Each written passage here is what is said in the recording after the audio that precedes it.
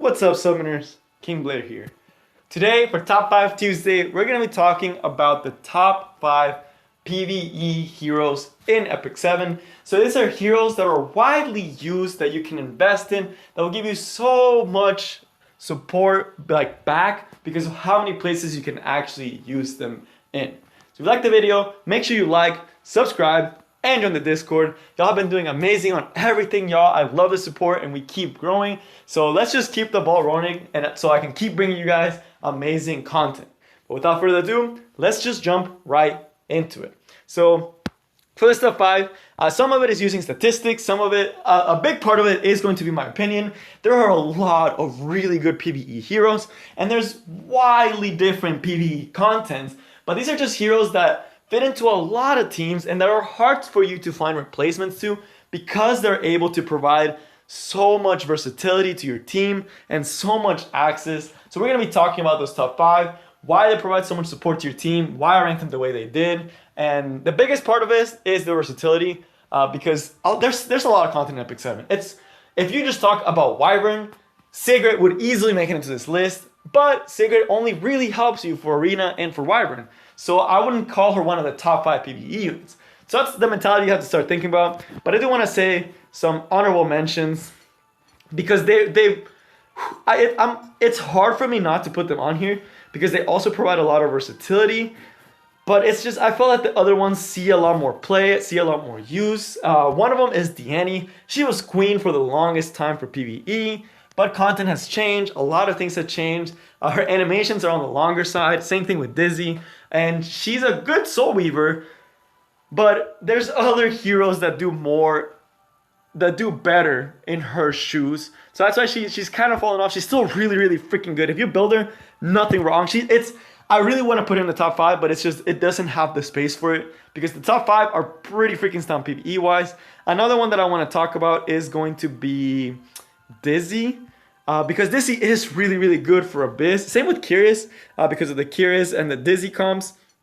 But again, their use has considerably gone down recently. They're still really, really good for Abyss, but it's not only just about Abyss. Dizzy's not that great for Wyvern 13, which is, hunts are pretty important. So there is that. And you can't use her as much for Raid because they decided to basically punish you for putting too many debuffs in Raid. So again, just some honorable mentions. There's still a lot. I could talk about Champ C. I could talk about, what was the other one? Oh, Curious that I mentioned was really good for Abyss. I could talk for Spectre T, Luna, Lorena. Like, they're all really, really good, but they're not as versatile as this top 5. So now let's actually get to the top 5 and start talking about them and why they're so good for PvE and why they're so freaking solid. So first, for number 5 is going to be Adventurer Ross. Y'all, this guy is so freaking good. I wish I had built him earlier. I wish the specialty changeout came out sooner. And I wish they made it so early game players had access to him earlier. The only caveat, the only negative downside to all of this is that he does take a while. And I know a lot of people struggle with Season 2, like Chapter 9 and Chapter 10. I might make a boss guide on that. I personally didn't struggle just because I already have maxed out heroes with really strong gear. So I was even able to bring some farm units into some of those stages. But that is still a restriction for a lot of players that need to start building PvE teams. So yes, that's one downside to him, which is why he's number 5, because you don't get him immediately. You don't get him right away. It takes time for you to be able to get him. So that's about it. And he's free to play completely because you can farm for everything on him. Normal Agora, so that's super duper nice. So just, if it wasn't for the episode 2 requirement, he'd probably be slightly higher on the list, but again, really, really solid unit. Why? His skill 2. This skill, it doesn't show up on his skill tree. It defense breaks, and it gives immunity to your highest attack damage, the person that he attacks with, for 2 turns. Y'all, any knight, any tanky unit that can do damage is good, because this allows you to attack with your highest attack damage dealer. It lets you put a defense break off. It's super useful because it makes Ross do damage without having to build him with damage. The other thing is he gives defense buff. And if you guys didn't know this, defense buff is nuts in PvE. You will live so much longer with defense buff just for it being there. It's so strong. And then for the skill 1, he can also dispel buffs. It doesn't show it here, but he can dispel enemies' buffs and gives himself combat readiness, so he gets more turn. So we're talking about a unit that does damage, can defense break, increases defense, and dispels buffs, and gets extra turns the more you use him.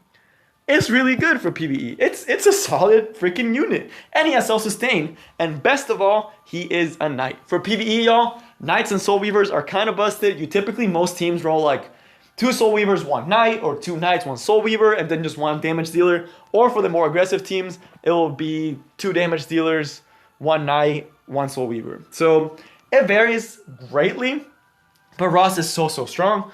Places you use him in, you can use him in Asimach Hunt, because he's high damage, he defense breaks, he strips buffs with the S1, he gives you survivability with the defense buff, and he's a knight, so you have access to Aureus and to Adamant Shield. You can use him in Golem, which is actually a place where a lot of people do use him, is Golem, because you're able to defense break with him, attack with your soul, or your Surmia, whoever you're using, defense break, dual attack, just all this crazy stuff. Dispel the buffs on the giant, and then also give defense up if you need it. So that's 2 out of the 4 hunts. He's amazing for raid, for all the raids. There's no place where you shouldn't take him in a raid. So very strong in that aspect. And then Hollow Trials, when you need the defense break, where you just need a tank. Not the best for Hollow Trials, but you know, it's a pretty good option. And Abyss, again, I'm building him for Abyss. I wish I had him earlier, because it would have made life so much easier if I had him for Abyss. But he's really good for Abyss. Survivability, defense break, strip buffs. You can't ask for more on this guy. It's just so good. But now let's just keep getting even better, because the units going up are better. So let's go up to the number 4. So for number 4, this unit is a limited unit, and I understand that, but she's out right now. So you have 2 days to pull for her. So you need to pull for her right now because she's amazing. And that is going to be Seaside Bellona. When it comes to doing damage, Seaside Bellona is one of the best at doing it. She's amazing for Wyvern, like one of the best Wyvern units, because she has access to the S2, she has access to all these debuffs, she has access to targets, so you don't have to build a Song of Stars. You don't need it because she already has that passive in her skill 1. So it's a lot of good stuff, a lot of good debuffs, adds consistency to runs, really good for speed runs because it gets your defense up earlier. So very solid unit in Wyvern. For Asimach Hunt, there is very few runs in Asimach that I know that don't run Seaside, because she's just that strong for Asimach Hunt. Why is she so good for Asimach Hunt 13? She's able to AoE attack with the skill 2 consistently. She survives because of her passive. She has this ultimate that can hit all the enemies. And the target is, again, always nice. You do have to be careful with her if you do use her for Asimach Hunt 13, because you cannot put a single extra debuff that's not target or defense break. So yes, that's the little danger side. But again, really solid there. For Abyss, amazing. She's so strong for Abyss. The debuffs are crushing. The AoE damage is crazy. And then the single target damage is, again, crazy. You can just slap a Bloodstone and now she actually heals too. So it's like pretty good for Abyss. Really good for Abyss. A lot of stages were actually used her. The other one is also going to be Raid. She makes Karkanis Hell Raid a joke. I slap her on my Karkanis Raid, and it's GG. I could put like, I can't put 2 fodder, but like, it's pretty easy. It makes it so you barely have to build anything, and she's able to clear the raid. So again, amazing for raid. It's just, Seaside's nuts. Seaside is actually probably one of the best damage units for PvE, and she can farm. On top of all of that, she's actually a decent farmer. She's not the best farmer, but she can farm. So not a lot of damage dealers can say what she does, and it's hard. There are a few stages that punish you for having too many debuffs, but you don't have to use his 3rd skill. Just her 1st and 2nd skill is enough for a lot of those bosses. So pretty freaking good unit, which is why she's number 4, but again, limited uses in certain scenarios. The next 3, y'all, there's almost no team you don't want these 3 units. So now let's start getting into them. So it's going to be another knight. And as you guys know, knights are broken for PvE, and that is going to be Lilias. Y'all, we said Ross was good because of the dual attack. Now imagine if you slap the dual attack on your auto attack.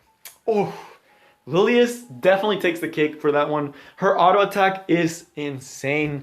It can add you extra damage, it can net you extra heals, If you're using Tamarinne, it lets you get extra turns with Tamarinne. It lets you get extra souls. Every turn you're getting 2 souls when you use this skill. The auto attack is pretty strong on her as well. She's able to do a lot of damage. The skill 2 lets her survive for longer. So if you give her Aureas, again, survivability is important. Lets you survive for longer. And for certain bosses, this provoke is really broken in Abyss. It's really, really broken to have this provoke in Abyss. It's super strong in Raid. And then the ultimate is a lifesaver. It's a full team cleanse, y'all. Full team cleanse that pushes back and gives her basically half a turn. So she's able to take another turn and attack again. She has a faster base speed than Ross, so it helps her a lot to have that extra speed. Does a lot of, oh man, y'all. There is no PVE team where I don't take Lilias, almost. It's besides Wyvern. Golem, amazing for Golem. Doesn't have a defense break like Ross, but still super broken for Golem, especially for like 2-3 mans. Those are kind of nuts with her. Asimacon, you can use her. She's not as good probably as Ross because she doesn't dispel. But again, it's still pretty solid. For Banshee, not really. For Wyvern, again, not really. For Raid, I take her in all of my Raid teams. All of my Raid teams. Like my Hell Raid teams, she is always in that team. Because she's just able to provide so much damage. And the cleanse is a lifesaver. Because sometimes having this on a knight, rather than having to take another extra Soul Weaver, it lets me dispel buffs that I normally wouldn't, debuffs that I normally wouldn't be able to, and just reset my team. And then the dual attack, y'all. This with Spectre Tenebria, with Challenger Dami, with Bellona, with Seaside, it's broken. It's so good. It's amazing. There is no team in a raid that I don't take her in. And then Abyss, from stage 80 to like 100, there was no stage in Abyss where I didn't take my Lilias. That's how big she is. I know I'm maybe inflating her a little bit. I know some people might be saying Ross is better. But y'all, I use her everywhere. Everywhere. Almost everywhere. Again, I can't say for all the hunts. But I use her a lot. Because she just provides so much damage with this dual attack. And the cleanse comes in clutch so many times. This is just like whatever. It's nice. You know, it gives her survivability. But man, Lilias is just good. Oh, for Hollow Trials, always take her, because when there's a night one, this dual attack lets you attack with your other highest attack damage dealer. Oh, you know I'm taking that. So again, very solid PvE unit. If Ross is really good, Lilias is probably better in terms of damage. So that's the big thing. And the knight, again, helps a lot to have the knight class. Now on to number 2. So these two, it's hard to argue for them not to go here, because you almost take them. If I took Lilias everywhere, I take these guys everywhere +1. Because they really are the best heroes for PvE. And the big thing about these is that they are Soul Weavers. As we mentioned, Knights and Soul Weavers. There's only one damage dealer on this list, which was Bellona, a Seaside, because she's that strong. But you have to give it to Angelic Montmorancy for number 2. Angelic Momo, when she came out, she literally told Angelica and Destina, and even partially Diene, she basically told them, bye. We don't need you anymore. We got Angelic Momo. And she's a free-to-play unit. Like, we talked Lilias, she has a rerun right now, but, you know, in the future, she's going to be a 5-star hero, hard to get.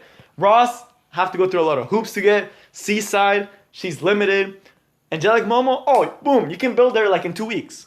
Easy. As a free-to-game player. And you are going to use her everywhere. Y'all, she is probably the best healer in the game. The blessed cleanser. She just does way too much. So skill 3 dispels 2 debuffs. You can soul burn and then gives immunity to a target. You can soul burn this to give immunity to everyone for 2 turns. Angelica can give immunity for 4 turns with a barrier, but 2 turns is already pretty nice, and then it gives her 50%.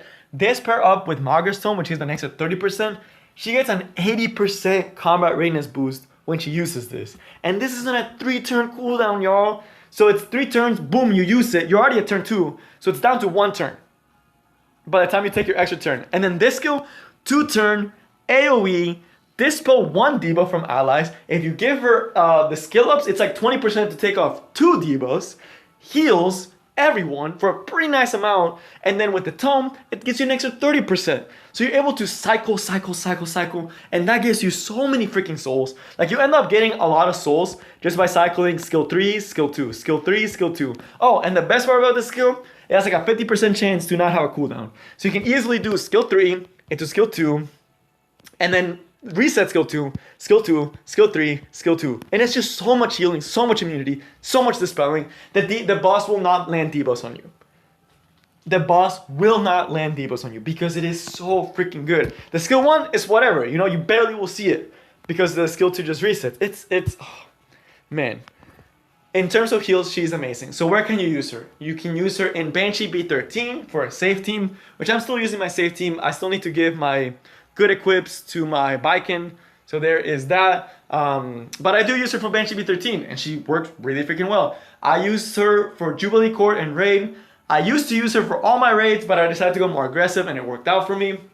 I use her for I could use her for Wyvern. I'm probably going to strip my Angelica soon. I didn't realize that I hadn't fully awakened my Angelic Montmorancy, and that if I did, my runs would be a lot safer. So I definitely need to build up my Angelic Momo because Angelica is just not cutting that out for me. But again, for Wyvern, that's 2 hunts, raid. In Abyss, oh, you use her all the time because there's just no better healer than her. And a lot of Abyss stages are just kind of like slap a DPS and go. So she definitely helps out with that. It's just, she's just too good, y'all. She's too good. But you might be wondering, I said we considerably gone up in terms of usage and like versatility. Who could possibly be number 1? Everyone probably knows, and everyone probably saw this one coming, but number 1 is going to be Tamarinne. Tamarinne is the queen of PvE. She is single-handedly the best PvE unit. You have a Tamarinne, you can basically clear all PvE content. The only PvE content that I don't take my Tamarinne is Wyvern because of the elemental disadvantage. I would be taking her if it wasn't for elemental disadvantage. And for not elemental, but the Wyvern just takes turns, and for Banshee. For those two, because those 2 hunts punish you not having the right element. But Golem, amazing for Golem. Broken for Golem. Like stupid good for Golem. Asimec Hunt, stupid broken for Asimec Hunt. It's almost a must-have for some teams. Asimec Hunt, broken. Abyss, you can take her in stage 1 through 100. There is no stage where you don't want to take Tamarinne. That's just facts. There's no stage where you don't want to take Tamarinne. And then Raid, all of my Raid teams use her. All of my Raid teams are Lilias and Tama. The other 2 always switch around. But Tamarinne is always there in Raid. So all stages of Abyss, all Raids, 2 hunts, Hollow Trial, like the weekly ones, like the ones that the 2-week ones. I forgot what the name of. I think that is Hollow Trials. Hollow Trials, I'm taking her there too. She's so broken. Attack buff, turns, heals, dual attacks. How could you not take her everywhere on PvE? There is no PvE content besides those 2 hunts where you can't take her in. Why? Because she has 2 forms. Skill 1, regular form, heal. You know, that's nice. AoE heal on her basic form is also pretty nice. You know, you can soul burn this for more heals, even nicer. Skill 3, cleanse all debuffs. Boom, another great PvE skill. Strip buffs 100%. We talked about Ross, that being really strong on Ross. Now imagine slapping on 100% chance. Boom, she's got that. 100% AoE to strip buffs and to dual attack with your highest attack, so it's guaranteed unlike Lilias. And it's kind of similar to Ross. So this is Ross's skill 2 without the defense break, but then she also has the upgraded skill 2 where you get 50% combat readiness and attack buff. And you heal. It's broken. Like, y'all, Tama's broken. I'm gonna be honest with y'all. If it wasn't for Tamarinne, I wouldn't be where I'd be PvE-wise. And she's just so good. So yes, she is the queen of PvE. If you're struggling with Abyss and you have her, you shouldn't struggle because you have Tamarinne. If you're struggling in Golem, you shouldn't because you have Tamarinne. If you're struggling in Raid, you're probably already clearing all that stage if you have Tamarinne built. She is the best PvE unit. So with that, that is all I have for you guys today. So we saw slowly how Knights, the protection that they provide, super duper strong, which is why they see a lot of play. Seaside, her constant AoE, constant DPS, makes her one of the best DPS heroes. Lilias with the cleanse and the dual attack, Momo just run the raw sustain. And lastly, Tama doing everything the other top 5 do, all in one unit. That's it, y'all. That's all I have for you guys today. I will see y'all next time. Peace.